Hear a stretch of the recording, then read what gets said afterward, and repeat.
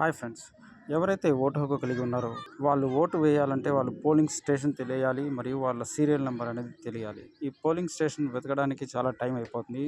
మీరు ఒకవేళ ముందుగానే మీరు ఓటర్ స్లిప్ తీసుకోకపోతే, ఒకవేళ మీకు ఏ రాజకీయ పార్టీ కూడా ఓటర్ స్లిప్ ఇవ్వకపోతే కంగారు పడాల్సిన అవసరం లేదు. మనకు ఎలక్షన్ కమిషన్ ఆఫ్ ఇండియా నుంచి ఒక అప్డేట్ అయితే వచ్చేసింది. మీరు ఒక చిన్న SMS పంపిస్తే చాలు, మీ పోలింగ్ స్టేషన్ మరియు సీరియల్ నెంబర్ని వాళ్ళు 15 సెకండ్స్లోనే మీకు రిప్లై ఇవ్వడం జరుగుతుంది. అది ఎలాగో ఇప్పుడు చూద్దాం. ముందుగా SMS అప్లికేషన్ని ఓపెన్ చేయండి. ఇలా ఓపెన్ చేయగానే వచ్చేసి ఇక్కడ స్టార్ట్ చాట్ ఉంది కదా బాటంలో. మీ ఫోన్ బేసిక్ ఫోన్ అయితే మీకు వేరే రకంగా ఉండొచ్చు, మీకు ఆల్రెడీ తెలిసే ఉంటుంది SMS ఎలా పంపించాలో. ఇక్కడ స్టార్ట్ చాట్ మీద నేను ట్యాప్ చేస్తున్నాను.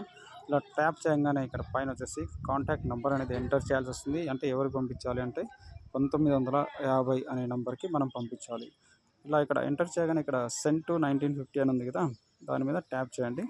ట్యాప్ చేయగానే ఇక్కడ వచ్చేసి మీరు ఏం చేయాలి, ECI క్యాప్స్లో ఏమంటే స్పేస్ ఇచ్చేసి మీ RGM నెంబర్ని ఇక్కడ ఎంటర్ చేయాల్సి వస్తుంది అనమాట.